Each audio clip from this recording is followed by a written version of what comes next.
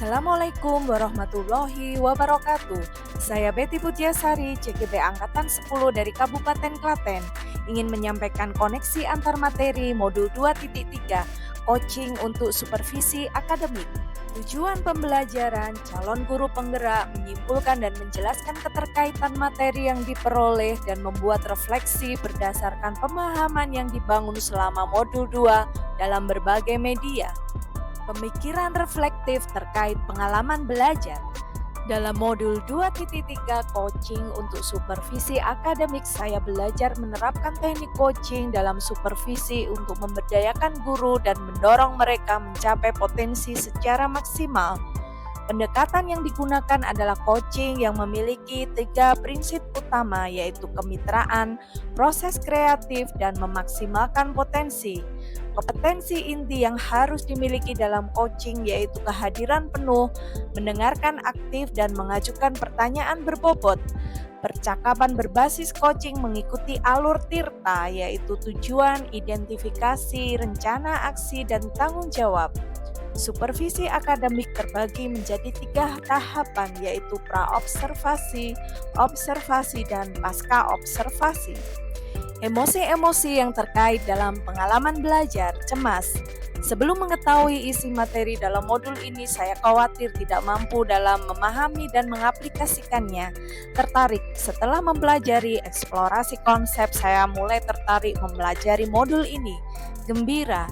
Saya merasa gembira setelah mampu melakukan praktik bersama rekan calon guru penggerak dalam ruang kolaborasi dan demonstrasi kontekstual.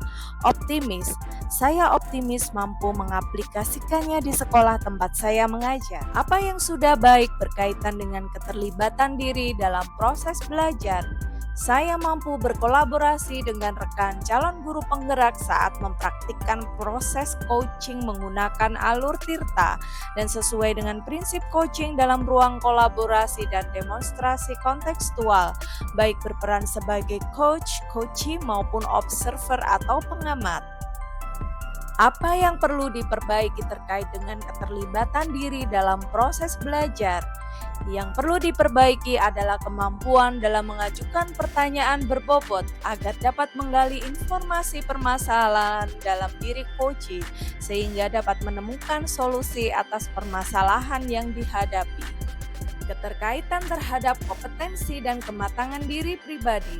Setelah saya mempelajari modul 2.3 coaching dalam supervisi akademik, kompetensi saya mulai berkembang, ditandai dengan mampu mempraktikkan proses coaching menggunakan alur tirta, baik sebagai coach, coachee, atau observer.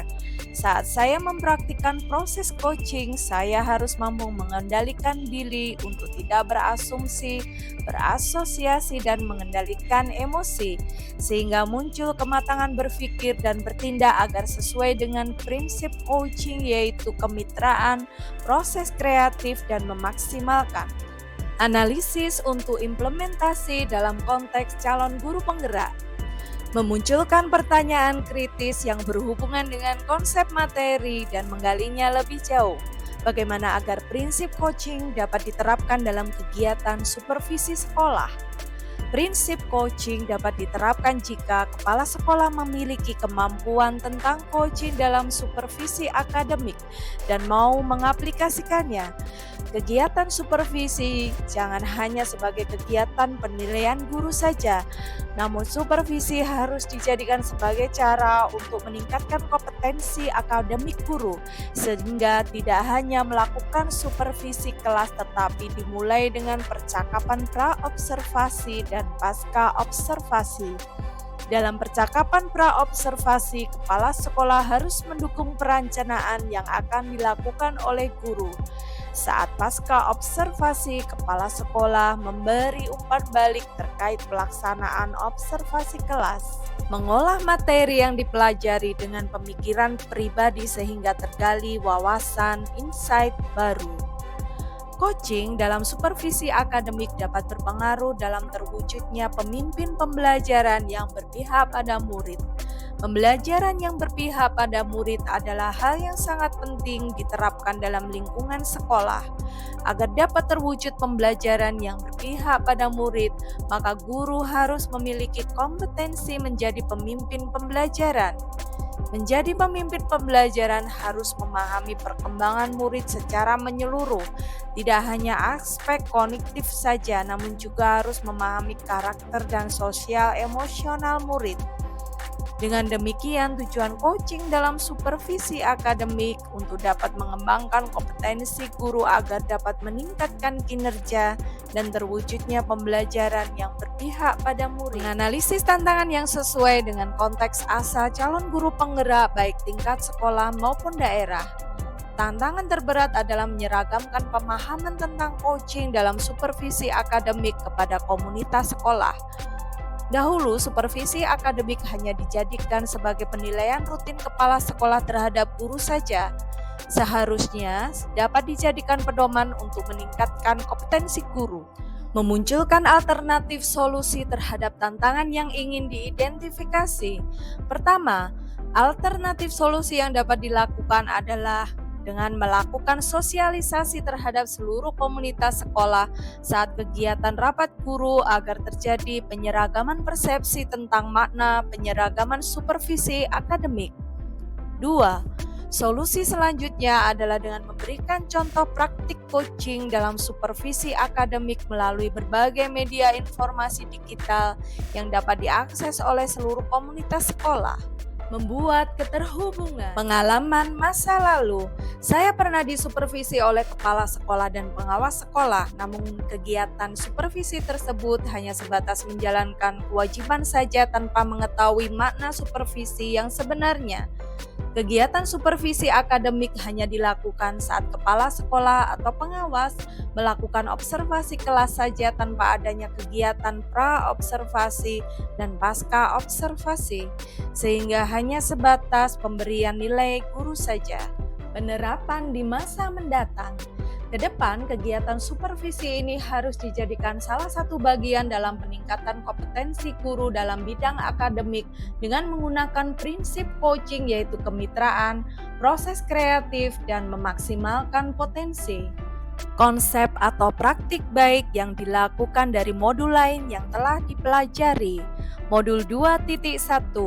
Dalam pembelajaran berdiferensiasi, murid dikelompokkan berdasarkan kebutuhan belajarnya agar dapat memaksimalkan potensi yang dimiliki.